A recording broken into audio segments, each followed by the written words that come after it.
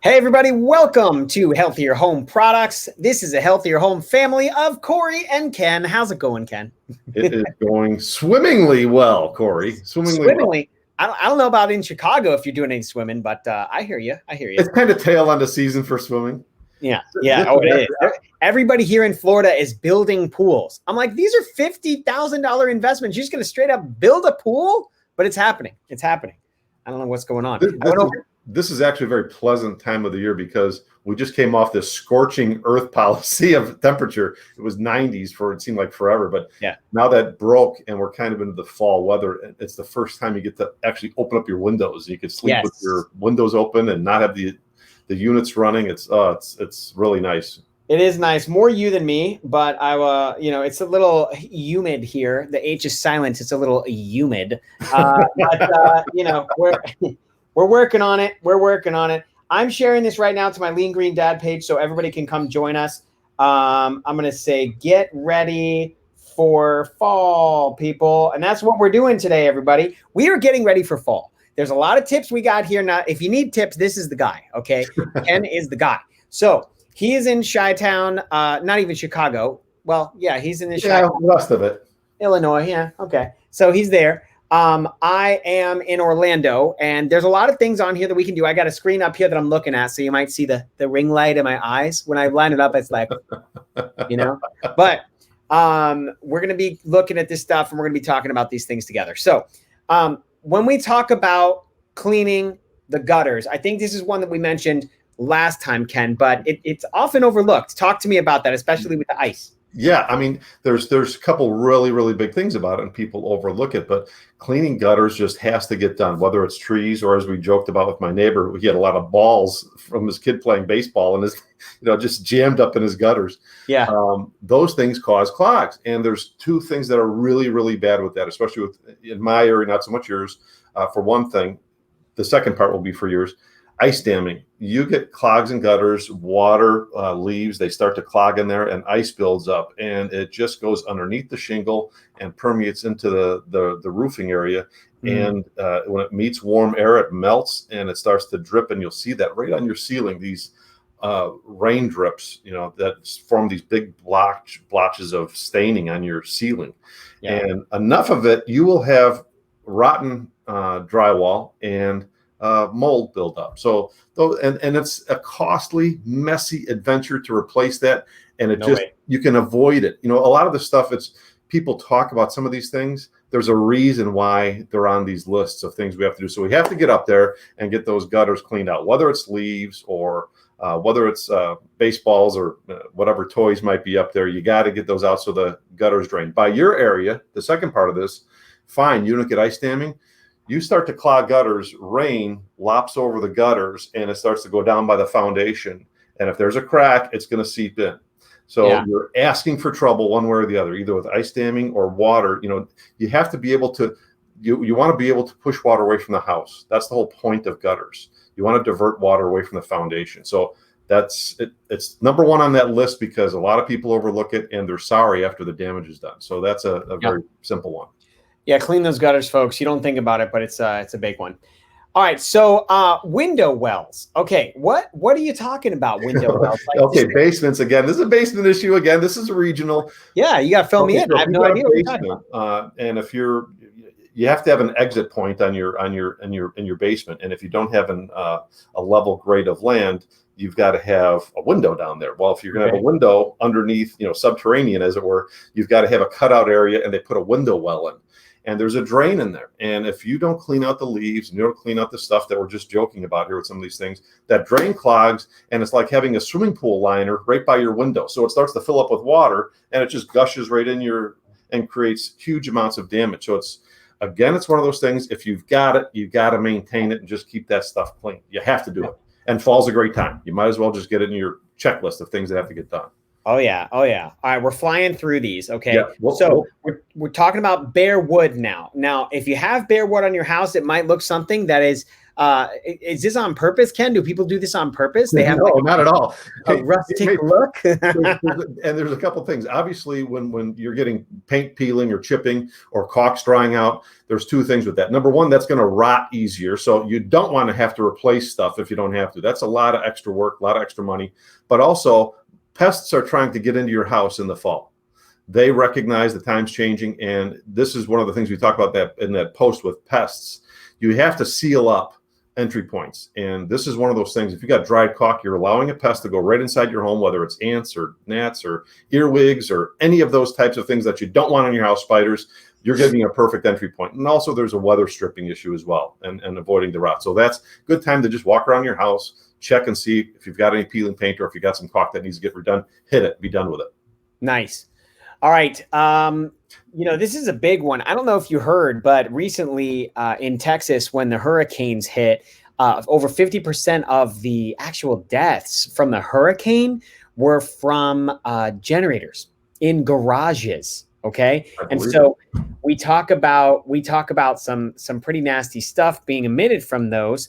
Carbon monoxide, obviously being that the silent killer, of course, but talk to me about the alarms, whether it's a carbon monoxide alarm or it's a smoke alarm, like what is your tip for that? Right, exactly. And change batteries. It's so simple, but it's something that gets overlooked all the time. I mean, I've got a CO2 detector, by the way. It says on the list CO2. It's actually CO, carbon monoxide, if you're talking about. That's the very dangerous thing. That's the point, that you don't want that one in there. But fire alarms, just check those batteries, be done with it, because it could save a life. Just that simple. True. All right, let's go into radiators, vents, and furnaces. Yeah, and you could default to an outside service. It's something I did. It was part of we had our energy company had a service that came out, and every fall they'd come out and just check your furnace. I had a furnace, but if you've got a radiator, that might be a bit above some people's heads if you got to bleed the radiator, but it just makes the things run. Number one, it makes sure they're running. Number two, it makes them run efficiently. So whether you're bleeding the radiator, whether you're checking air vents, whether you're checking your furnace for cracks in the device, you want to make sure that it's operational. And if you're worried about it, just bring somebody in. It's worth the $100 to have somebody come in. In my situation, it was free. It was part of the service they provided. Love it. I have a dryer vent clean system that happens, just to make sure that dryer vent is cleaned on the inside where it is, goes through the wall and stuff like that. Absolutely right. Cool. Okay. Let's talk about the sprinkler systems and also drains. I think we can kind of lump those together. Right. I mean, they're kind of self-explanatory. If you've got cold weather below a frost line, you're going to have a problem if you don't drain the water out. For me, it was pretty simple. Your outside faucet, I put a valve on the inside and a valve on the outside. I shut the valve off on the inside and open up that valve on the outside so water drained out, because I did have a crack on one of my houses in that very fitting, and then you got water, causing damage in there. So these are life lessons. These are people that'll tell you to do these things, but I warn people because they come from experience. Make sure you drain the lines, whether it's in your sprinkler system or in your outside hoses, especially if you're in inclement weather areas. Wow. Yeah. You were talking about, okay. Let's jump to watering the lawn. Well, why are you listing watering your lawn? Well, there's two times when your lawn actually has a good growth opportunity. It's in the spring, early spring, and in the fall. During those high heat stress, the grass is stressed, and it's really not efficient to water your lawn. Actually, it's a benefit to let it get a little stressed because the roots grow deeper. If you keep watering the lawn, the roots don't have to work very hard, and they'll stay shallow, and they're going to be more subject to weed growth and the stress that comes along with it. Let those roots grow deeper. So in the fall, it's a great time to water your lawn, give it a good soaking, and build up those root systems. And that ties into that second part of that, is when we say aerate the lawn.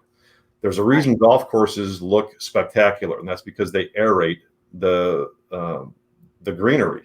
It's these little tubes that are on this giant roller, and they pick up they dig these plugs out of the ground, and they create an airspace all the way down. It lets the lawn breathe, and it decompacts the soil. It's one of the best things you could do for your lawn, even without fertilizing or any of that stuff, which I wouldn't use anyway. Just aerating is a spectacular thing to do for your lawn. Would you say it's like exfoliation for your lawn? Yeah, I mean, that's kind of a cool thing. I mean, I would say that's kind of like dethatching, but that's part of the defoliating process. I'll stick with that. Okay, that's cool. Aerating, beautiful. It's this thing you do when you have a little wine in your mouth and you just sip it Aeration, right? Yeah, aerate it. All right, so think of that, folks. Okay, a winter driving kit. Ken, do you have a winter driving kit in your Honda Pilot? Yeah, actually, every vehicle I've had has got jumper cables, and you want to have maybe you want to have a portable compressor, maybe a portable jumper kit, and always hats and gloves, because you never know when you're going to have either a malfunction with your car. It can happen, or maybe you slide off the road. It happened to my son a couple years ago with some black ice, and he was stuck. 4 o'clock in the morning. He's on his way to ROTC. He calls me. He said, "Dad, I got a problem." So of course I got up and got him. But I mean, without a hat and gloves and some of the things it was a really cold day. It was sub-zero.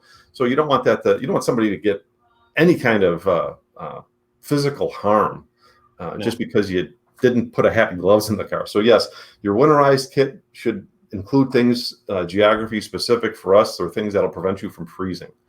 I can't wait to have a beanie hat. Like, this is the first year that I'm going with like practically no hair into winter. So I'm going to just wear beanies all the time. It's going to be so nice. I don't have to worry about my hair getting messed up or anything. But when you come up and visit with that bald head, you'll have that beanie. I love it. All right, this is my little battery booster that I keep in my car. This thing will actually jump. My mechanic hates it. He's like, "Whatever, that's a piece of garbage." And I'm like, "Dude, this thing has saved me multiple times." Right. So with this little thing, I just plug it in and it's good to go. So that's a little battery charger. Let's see what else we got. We got winter driving kit. We're cool. Okay, we talked about that. Okay, here's some things. Now, we just talked about some things that are pretty obvious, right? Like kind of like a no duh, but also nice to have reminders. I liken these to like recipes I do that are like, how to make rice and beans, right? Like, everybody knows how to make rice and beans. You make rice and beans and put them together.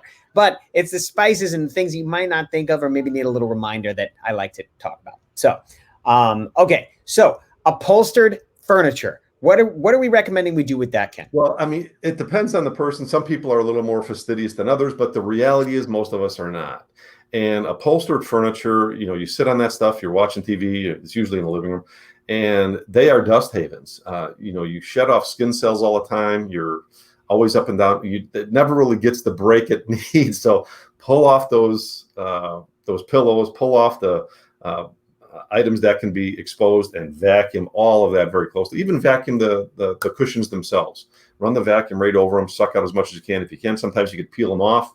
If you look at the tag inside the care label, it'll tell you right on it whether it could have water-based cleaning. It'll just say W on it, or it'll say S, which is a solvent-based cleaning. Sometimes you might have a damask or a satin that requires a certain dry cleaning. Most of them these days are water-soluble type of cleaning that can take. So if you can peel off the cover, throw it in the laundry, wash it, and put it back on. I had to mute my microphone for a second because apparently my kids are just screaming. I don't know. We love them whether they scream or not. It doesn't matter. Sure. Yes. Of course we do. Warts and all. That's what somebody told me long ago. You're going to love your family, warts and all. So oh man, they're driving me crazy. All right. So cleaning the bedding. Okay. Ooh, including vacuuming that mattress. Yes. Absolutely. I mean, I do that as a matter of routine with just pulling sheets off. I vacuum the mattress. In fact, I did it this weekend. This was kind of my weekend to do some of this stuff. So this is really fresh in my head.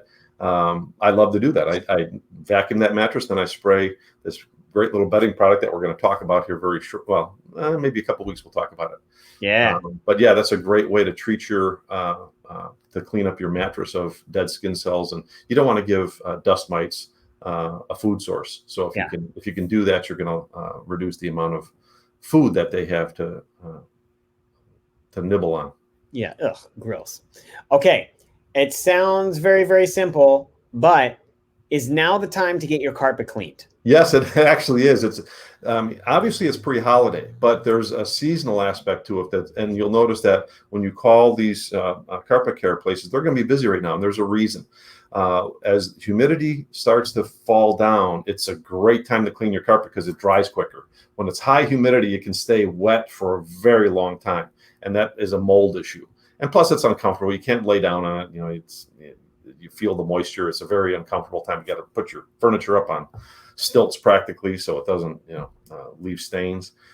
Cleaning your carpet right now is a good time to do it. Right in October, September. Do you feel that deep cleaning your carpet is really beneficial, Ken? I mean, like with one of those big steamers that come in and do all that stuff. Yeah, that's the service would you pay for? It kind of depends on your family lifestyle. If you've got little traffic and little wear, a good vacuum is really all you're going to need. But if the reality is, if you've got kids, if you've got pets, a wet dog is going to lay on your carpet. That moisture is going to seep down, and what's your choice at some point? You've got to do something to eradicate some of that dirt because it just the resoiling keeps building up. Yeah. So depending on your family lifestyle, you might have to be forced into that. Love it. All right, folks. Filters. Talk to me about filters. We got the furnace, we got humidifiers, we got water, we got refrigerators, we got a lot of filters in our house. And you know what? People just don't think about it. I mean, I'm no different than everybody else, but I had to put a schedule on things to make sure things got done. So people know furnaces that you should change those out, but that's kind of all a lot of people do. The next thing you should do with that is you should change your humidifier. There's it's probably not popular by you, but around us in the winter, we actually add humidity. Sounds crazy, right, Cory? You actually add humidity to the air, but you've got this device that goes in it that looks like a big sponge, and it'll calcify, and you got to change it eventually, but people just don't think about it very often. So fall is a great time to just get it all done at the same time. And I put the same things in there with water. Some people have osmosis filters. Just change that filter cartridge. If you've got in your refrigerator, you've got a water line. Typically, there's a water filter in there. Sometimes you'll see it looks like an upside down cone on the refrigerator, but you can just unscrew it, pull it off, put the new filter on, screw it back on. Literally in seconds, you'll be done. Love it. So those things should get done. Here's what this week, my vacuum's got a primary filter, secondary, and a HEPA filter, and I said, no, I've got to do it. This is my time. Fall's when I do it. It was so grody. It was disgusting. I should have videotaped it, but now it works. It works even better. But I mean, if you don't do it, you've got a clogged vacuum. It's not as efficient. It's a filter. Just go through your house and change all the filters out.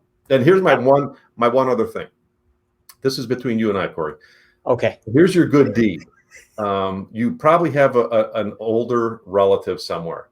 Ask them if you can change their furnace filter out. It's probably not very convenient for somebody who's in their later years to get down on their hands and knees, and be a good Samaritan, be a good son, grandson, change your relatives' filters out. Do that for them. Pretty simple thing.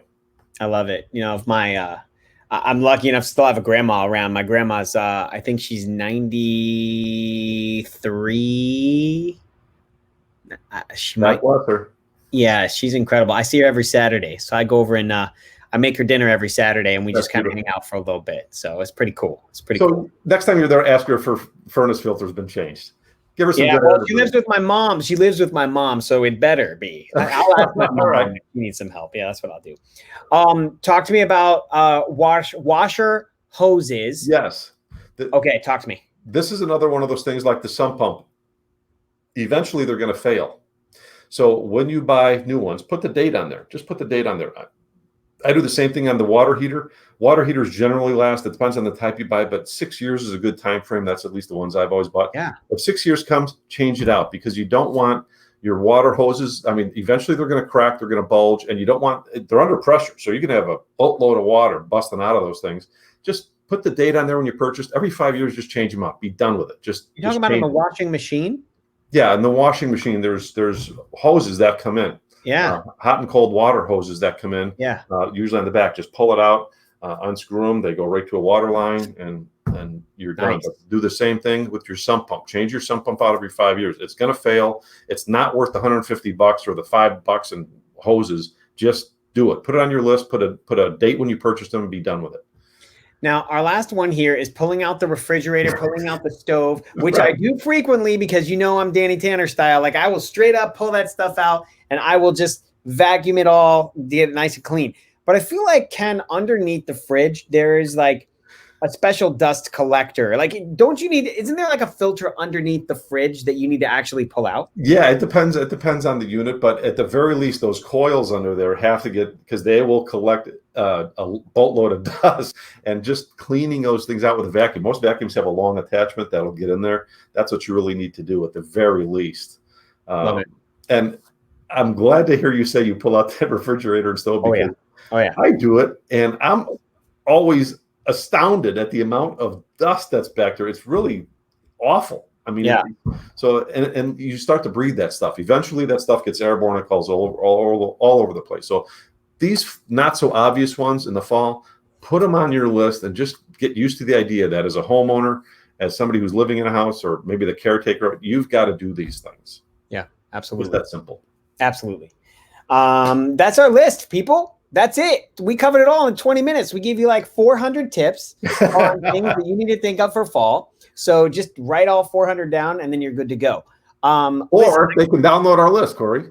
Hey, download our list. It'll be coming out. We're going to have it. We're going to put it in nice, pretty format for you so you can download it. And we'll send it to you via email if you're on the Healthier Home Products list.